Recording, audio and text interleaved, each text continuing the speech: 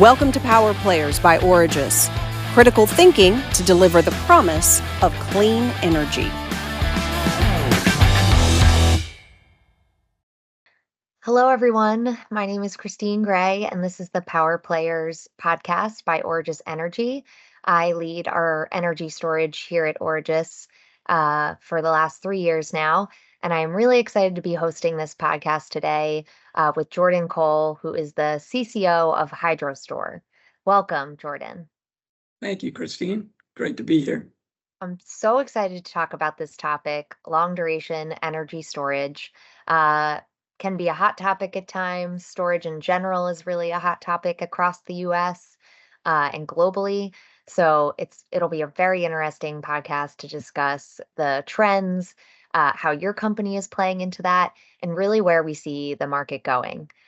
So again, welcome. Thanks again. And I would love to hear a little bit more about you and your company. How about you start with a little introduction? Sure, happy to do it. My name's Jordan Cole, as you noted. I'm the Chief Commercial Officer at Hydrostor. I'm responsible for our origination pursuits and our pipeline of opportunities. Hydrostor's an advanced compressed air energy storage company. So what we've done is we've effectively taken traditional compressed air energy storage. It's a proven solution. We've enhanced it by making it emissions-free, which is pretty critical in today's day and age. And we've made it so that it's flexibly citable. We have offices in Toronto, which is where I'm located right now. We have an office in Denver. We have an office in Melbourne, Australia. So we are a global company. We have about 100 people within the business today. Our funding comes from Goldman Sachs and the Canada Pension Plan. We are a long duration energy storage company. That's the sandbox that we play in. So replacing fossil, bringing renewables online. We're good at deferring transmission. And we have a really simple mechanical process that allows us to do that. We have 2 plants that we've deployed the solution at that are smaller scale. We have 2 advanced stage pursuits where we've recently signed some large scale contracts, one in California and 2 in Australia. And then we have a pipeline of opportunities around those advanced stage pursuits. So that's a little bit about me and the organization, Christine. Awesome. Thank you for that intro. I would very much like to dig into those projects, and we'll get into that a little later. But Great. first, let's start level setting here. Long duration energy storage. How do you define that, and what do you consider that to be? As you know, everyone seems to define it a little bit differently, although people seem to be gravitating around 8+ hours, which is how I tend to look at it. The definition I also find seems to be expanding over the years as more storage is coming online and people are realizing that you probably need more and more duration. You can also bucket long duration into different categories, and it's not like we play in every category. So in my mind, there's intraday, which is sort of like 8 hours. There's interday, which is sort of like 8 to 24 hours. There's weekly, which is 24 to 100 in my mind. And then there's seasonal, which is like 100+ hours. We sort of play in the 8 to 24 hour bucket. So it's sort of intraday, interday. If there are gaps daily, we can deal with those. If there are extreme weather events that exist over a few days, we can deal with those as well. The only other thing I'd point out is, in my mind, long duration energy storage is pretty critical in today's day and age. I noted that there was a DOE report that actually came out about a year ago. They were forecasting that like 350 to 450 gigawatts of long duration energy storage would be needed on the system in the US alone for the US to achieve their goals. That would save like $20 billion of capital annually versus alternative solutions. So just wanted to provide a little bit more around the importance of long duration in my mind. Oh, long duration. We did an RFP almost 2 years ago now looking for long duration providers. And to your point, you really can't put them all in one bucket. It really depends on the amount of hour duration. And then I would argue the technology type is super important. So what we've seen more recently is the 8-hour solutions in California, as there's a mandate for them, being lithium solution. But I would argue what long duration brings beyond just hours is the technology base and not having it being traditional lithium. And to your point, how do you handle a few hours versus a few days versus a week issue? I think we're seeing that more and more across the US. Um, so you mentioned two projects. I'd love to hear a little bit more about those two. And then, as I mentioned, we had done our own RFP about a year and a half ago. And one of the things that we understood from a lot of these other technology bases was that they are using DOE funding. And, all new technologies need some type of subsidy at some point. Solar, wind all had this as well as storage. So it would be great to hear a little bit about your two projects that you had and what problem they were solving. And then I would say, thirdly, was there any sort of DOE funding or grants that you were recipients of? Sure, I'm happy to touch on that. And I agree with your thought process at a high level. Like lithium ion, really good for shorter duration applications. Clearly, they have the benefit of the consumer application, which has allowed them to take off. So I feel like other technologies, alternative technologies, are probably better suited to other sandboxes like long duration energy storage. And that's sort of where we excel. We want to be replacing fossil plants. We want to be deferring transmission. When you need significant renewables on the system, recognizing that the effective load carrying capability of shorter duration product falls really quickly, you're going to need long duration resources. So that will lead me to describe a little bit about our two opportunities, as you noted. So we have one project in California that's in Kern County. That's a 500 megawatt project. We're in the advanced stages of development. We did sign a 200 megawatt offtake contract with Central Coast Community Energy. Again, that's $1 billion contract. That's going to effectively allow 500,000 customers that they serve to be provided with carbon-free, clean, dispatchable energy over the tenor of the contract, which is a long-term contract. Similarly, in Australia, we have a project in a mining community called Broken Hill. Our project is the Silver City Energy Storage Project. Again, it's an advanced stage pursuit.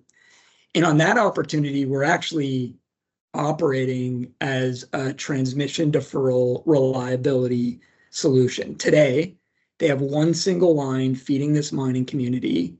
Whenever that line goes down, they're actually relying on these 50-year-old diesel-fired gensets to provide a backup solution. Wow. Clearly aged. They're not doing the job the way they should be doing their job. They're not clean.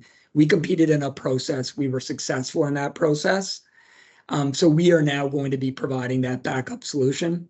We also did similarly successfully achieve a contract with the New South Wales government under their long duration energy storage program, recognizing that they're hoping to bring long duration energy storage onto the system. The Californian project will reach COD in sort of the 2030 timeframe. The Australian project will achieve COD in the 27, maybe 28 timeframe.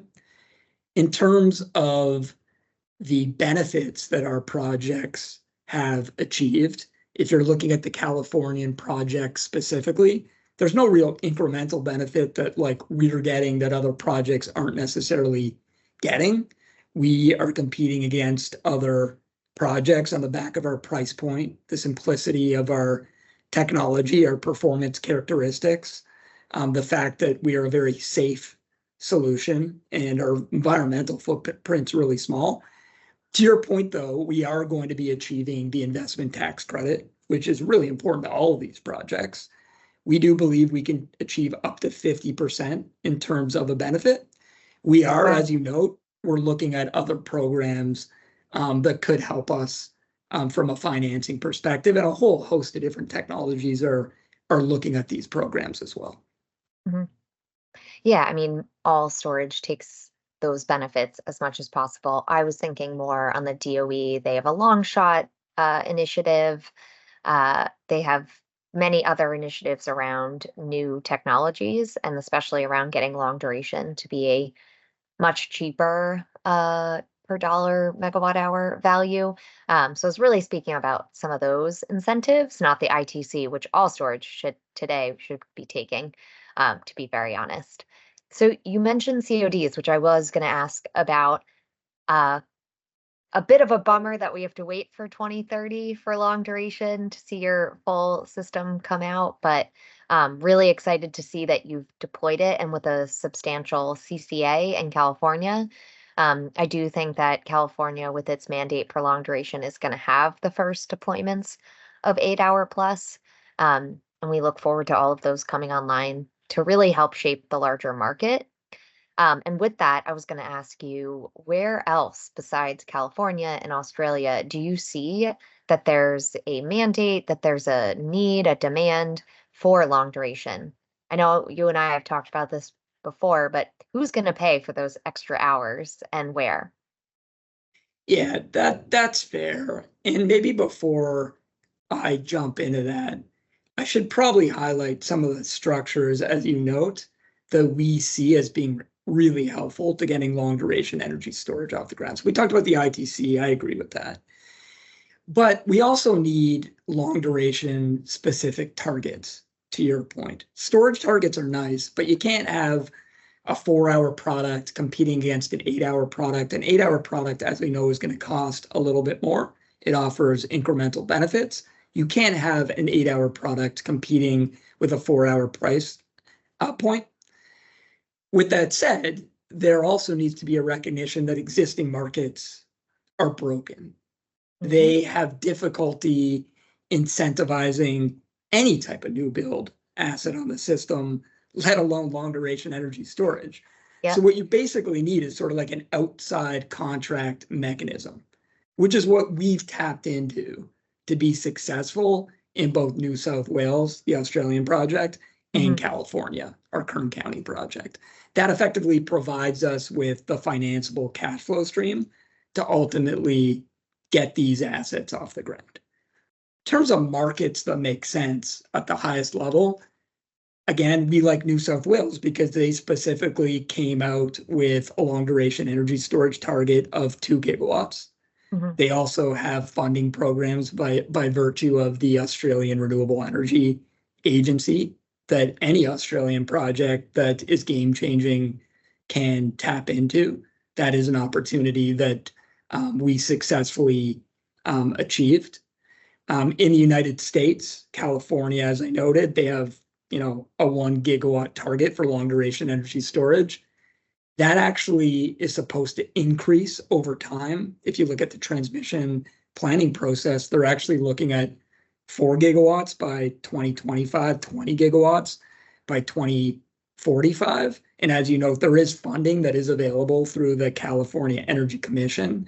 We've avoided that because they're really targeting smaller scale opportunities. We've already proved out our technology at a smaller scale. New York's really interesting. They have a 6 gigawatt energy storage target. When they ran their math and their analysis, if you look at the roadmap, they're actually saying that they need 2 gigawatts of long duration energy storage. And they have a mechanism, the index storage mechanism, that we think is an attractive one. So we do think that New York could make a lot of sense. Markets like Ontario in Canada just announced that they're looking for up to 1 gigawatt of long lead time, long duration energy storage resources. They're just waiting for a directive from the Ontario government. So that could be really interesting. We know that in the UK, they're exploring a cap and floor regime that would exclude lithium. They're looking for certain TRL levels. I think it's above 6 that would work really well for our technology. We're a TRL level of 9 when you look at the different components associated with our system. So again, there are a whole host of markets that should make sense for long duration energy storage in the near term. We're a 100-person company, so we obviously need to stay relatively targeted with respect to the markets that we're looking at, but we are monitoring markets globally like India, Chile, and beyond. Interesting. No, I'm really glad that you called out a few of the different markets. I think New York is interesting, and I do believe New York actually had talked about in the past having a mandate in the long term for long duration. We have a couple of projects there that we are also very much looking forward to having the flexibility on duration and possibly going long duration as well. Um, I would be interested if we're talking a little bit more about markets specific to the US. What are your thoughts on, a PJM location for long duration? What about ERCOT? That's all short duration right now, or mostly a 1 to 2 hour. Just, would love to hear what you think for some of those. And is it more of a long-term play that those become more relevant? Would love to hear your thoughts. No, a really good question. It's like we'll often get that, right? Because ERCOT's a market, as you know, where there's like significant storage on the system. I think it's either like the top or the second top market. You would probably know better than me from like Yep, a general storage perspective, but clearly a lot of storage. But it's all short duration, as you know, it is. and they're generating most of their benefits through ancillary service type mechanisms. I'm sure there's some ARB opportunities too. That's not really where we play. We do really well in terms of providing real capacity, fossil replacement type resources to the system. You could see that we'd be pretty short if you're looking at sort of the revenue stack and what we ultimately need to get Mhm. a project up. So I haven't spent a lot of time there.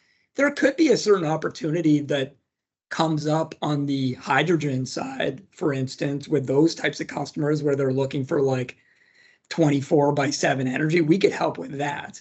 But when I look at like the market itself, like the energy market, um, it's just less of a priority right now. PJM, I think, actually could be really interesting.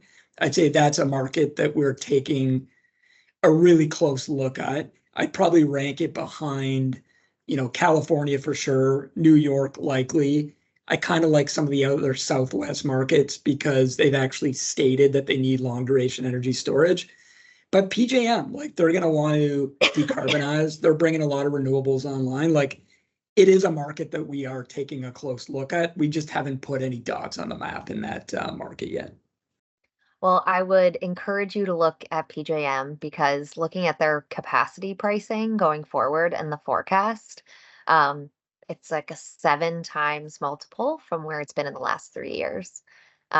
We also have projects in PJM, and so I note that only because the capacity prices both in PJM and MISO have been so low that it hasn't been an attractive market for capacity. But any and all utilities, that's all they're talking about is how they need more capacity, especially with retirements and then, the energy transition. So don't don't knock out PJM just yet. All right. No, I appreciate the color, Christine. It's funny, right? We both focus on different areas. So, I mean, I'm enjoying this conversation.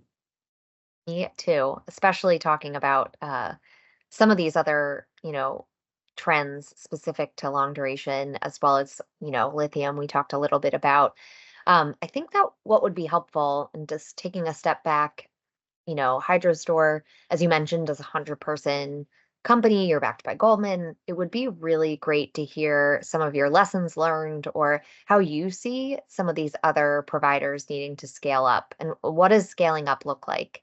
Is it focusing on, many different pilots? Is it focusing on your manufacturing side? I would love to hear how you see scaling playing a part in this. Yeah, like that was difficult for our business, like unquestionably. And I know it's probably very difficult for other technology providers.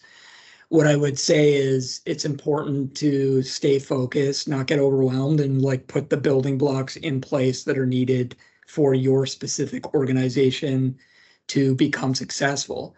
Sure, you're going to need financiers to be a little bit creative, right? That's going to be important for us to get our projects financed at a large scale. We need governments to play their role, as you noted, but there's certain things that you can be doing as a company too to make sure that you're ultimately successful. So, in terms of what we've done specifically, number one, we built out our pilot projects. and our smaller scale pursuits. We had one pilot project that we built in downtown Toronto on Toronto Island that sort of proved out our like isobaric process and our adiabatic process.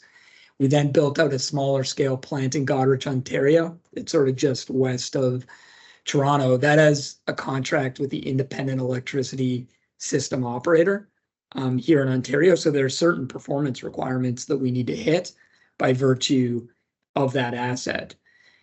We also realized very early on, after I joined and a couple of others within the business, like 6 or 7 years ago, we couldn't just be a technology provider. For our business to be successful, we needed to become a developer. So we're both a developer as well as a provider of technology. We needed to push out our technology. We needed to get it closer to a financial close to get these off-takers and investors interested. And that sort of leads me to the next point. It's helpful when you have credible sponsors. We've been fortunate enough to have Goldman Sachs fund our business, as well as the Canada Pension Plan. That has made our lives easier from like a management perspective.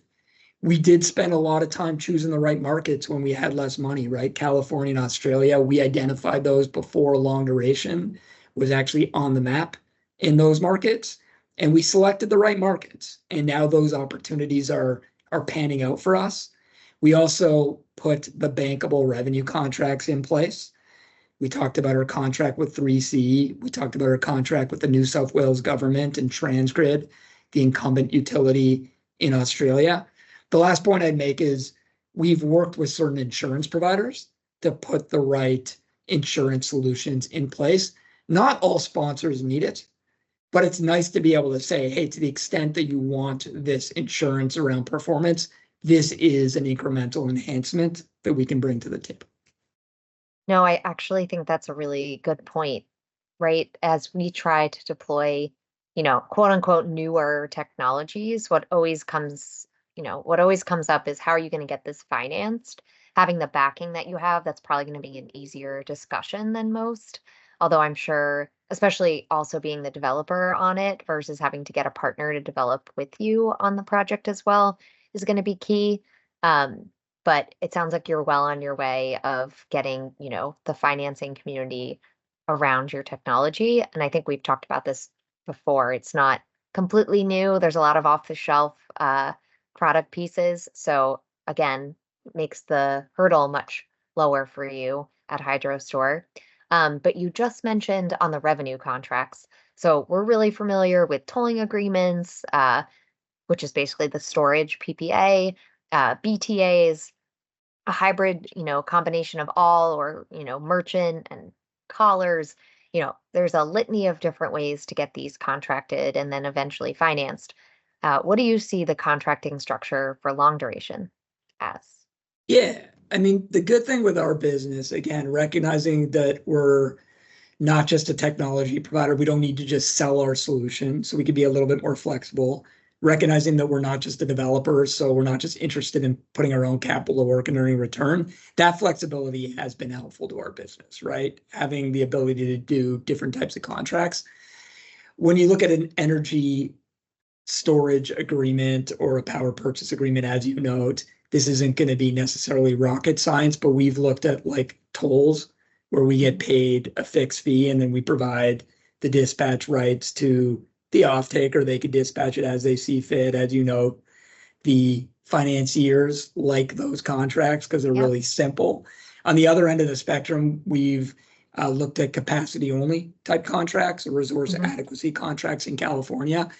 There, we're getting paid for the RA or the capacity value, but we can retain the ARB and the ancillary benefits, and we can operate the facility as we see fit. One new construct, not sure if you're aware of, it's relatively new, is sort of a financial toll or an RA contract plus an energy settlement mechanism. Yep. With that contract, and I'm seeing a lot of interest in these types of contracts from off-takers now, you're basically getting paid for your RA, or 8 hours of RA or capacity value.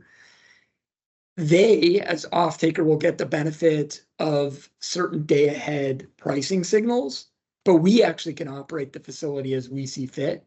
And if we end up doing better in the marketplace from an ARB ancillaries perspective, we actually retain that value. And then, as you noted, we can also do EPC type agreements where we're actually getting paid to develop, construct the solution, or a BOT, as you know, where maybe some of these risk-averse utilities are looking for us to develop, construct the project with our own capital, but then they'll pay us a fixed price once we get the project to, COD or COD plus one. Yep. No, we've seen that in California, what you're discussing on the financial toll side, RA plus you making that upside. We can get a whole other discussion about forecasts and California's signals and such on the contracting side. So it's also I'm glad you brought it up because I do think there is likely some newer contracting structures outside of just a financial toll that we're going to be seeing in the next year or so. I would be remiss if I don't bring up domestic content, especially with the most recent tariffs that have come out. What is your view on domestic content for these other non-lithium providers? I would argue that's one of their strongholds outside of the safety side, is that most of them are, manufactured in the US, if not 80%. Any guidance you can give on the Hydrostor and how you see domestic content playing out? The situation, as you note, is still pretty nascent. And I think everyone continues to wrap their head around the situation just based on guidance as it's released. With our Californian project, we do believe we can hit the 30%, which you probably appreciate already. We do believe that we should be achieving domestic content as well, just recognizing that the bulk of this solution is going to be made in the United States when we're looking at a Californian-based pursuit. We also believe with respect to our project that we can achieve the energy community adder. So there's the potential here to earn 50%, maybe even more with respect to an ITC. But as I noted off the top, we're still working through it. It's important to stay focused on it because these are significant benefits that could have a massive impact on the economics associated with our project there. Yep. I think domestic content, you can't ignore it. You certainly can't ignore it. But you can be very skeptical how it's going to happen and what are the requirements for it. I think that's really our view at this point, is making sure we have the optionality. But time will tell on how you meet those requirements and if you can achieve that additional benefit. We all hope we can, right? For the broader storage market growth. I did want to ask one last question here around, we talked about lithium, it's in quite a different bucket than the long duration storage providers, again, mainly on chemistry, but also on duration. What are your differences that you see there between the two technologies? And how would you compare them? But maybe it's more so, how wouldn't you compare them? Like they are apples and oranges and we should stop trying to. What do you think on those two? I think you're spot on with that statement. Like I view lithium ion and our technology or other long duration technologies just competing in completely different sandboxes. Like lithium ion are really good from a short duration, quick responding, arbitrage generating perspective. Their RT is really high. They're also really good in behind the meter type situations. Our technology, just by way of example, we're a real capacity resource. We're really good at replacing fossil. As you bring more renewables on the system, you're going to need more resources like that to make sure that the system has integrity. I also think that we're much better from a transmission deferral perspective or reliability perspective because you need more hours there to provide that benefit to the system. When I look at some of the characteristics specifically of our technology, again, we're mechanical storage versus chemical. We do much better at large scale as well and longer durations. So as you scale up on the megawatts, we become much more competitive. We have like a 50-year plus asset life. As you know, some of these other technologies are a lot shorter in that regard. We have no degradation associated with our technology. We don't have any fire safety risks. The only other thing I'd highlight is, we have a little bit of flexibility around the size of our compressor and expander. So we can upsize a compressor, for example, and we could charge quicker, or we can go smaller on the compressor and we could potentially be more economic on that basis. But the key difference, as you know, is that different technologies are just going to be needed for different purposes. And that's why we're focused on the 8+ hour sandbox. Like, I'm not going to spend my time looking at a 4-hour opportunity because we will not be successful on that opportunity. I wouldn't be doing my job here if I didn't ask you the hard questions around RTE, right? So lithium has a much higher RTE here, and that's largely a lot of the value they bring, that it's not significantly lower. And you are, energy put in, there is a RTE there, and you're not going to get as much out, but it's not 50%, like most other long duration providers that I've seen and that we've looked at. We only want that all to be improved. We'd love it to be a 1-for-1, but currently most aren't. I think the highest I've seen in the long duration is maybe 65, maybe 70%. RT, how do you overcome that? We're honest with our RT. Like, I always find it better to just be honest up front in terms of what our characteristics look like. What I would say is, number one, I think the RT associated with some of these other technologies are maybe a little bit overstated when you start looking at auxiliaries, et cetera, and looking at how they're actually going to be operated. But unquestionably, the RT associated with a lithium-ion battery is going to be much higher than it is for various types of long-duration energy storage. We are on the higher end of the range when it comes to alternative technologies, as you noted. Like, we're sort of in that 60 to 65% range. We're a little bit less of a direct process. But where we overcome it is on the back of some of the other characteristics that I talked about. If you're looking for a real capacity resource, RTE matters less. When you think about our life, you're talking about 50+ years versus 10 to 20. When you think about the degradation, we have none. Whereas a lithium-ion battery and similar technologies degrade out of the gate significantly. So we don't have the same augmentation that's required. All that to say, when you look at the levelized cost of storage associated with our technology versus lithium, for instance, when it comes to, again, the 6 to 8 hour opportunities, I'm not talking about the 2-hour opportunities, we are going to be cheaper. And we've shown that through the contracts that we've landed in California and New South Wales when they're actually looking at long duration application versus short duration application. I fully agree with you. And I'm really glad that you responded in such a way, because I think it's really important to note, right? To your point, it's not as important for a capacity resource, but these are very different use cases. A frequency response is not, you don't need an 8-hour system for that.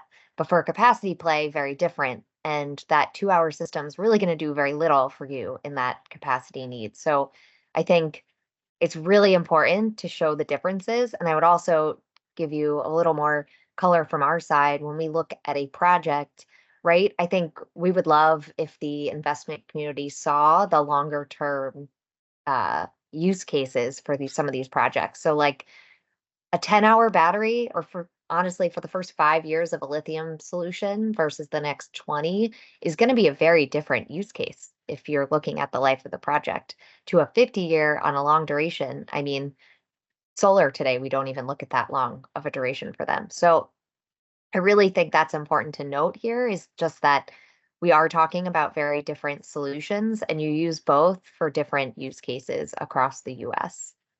Yeah, that's right. I mean, yeah, in an ideal world, there's one technology out there that can do everything and they check the box from every perspective. That's just not feasible. You're going to need different solutions for different purposes. So I think you articulated that really well. I completely agree. And if we come up with that technology, that's what we'll all go do. That's right. From this. Well, I really appreciate your time. I don't have any more questions for you. I think we really covered the gamut. I found it incredibly interesting. And I think this is one of the more exciting, conversations and trends that are coming to the energy market and the energy transition. So I really appreciate your time, Jordan. Is there anything you'd like to say as a wrap up here on Hydrostor?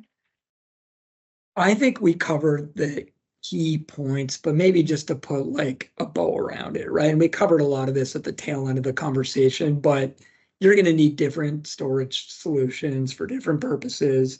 Long duration's clearly key to the energy transition.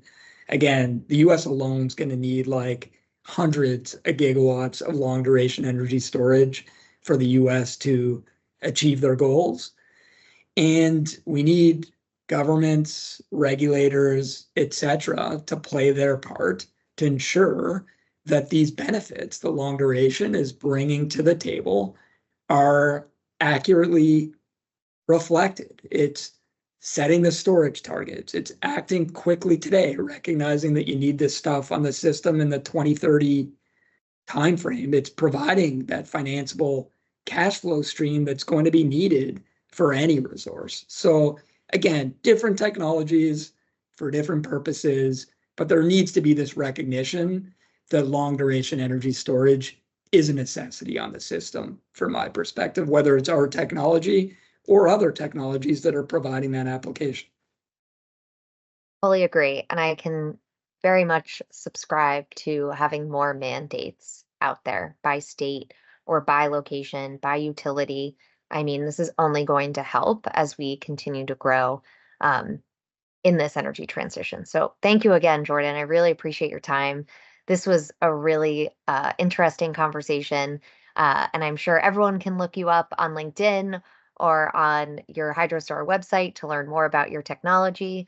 And again, thanks for joining us at Origis for Power Players podcast.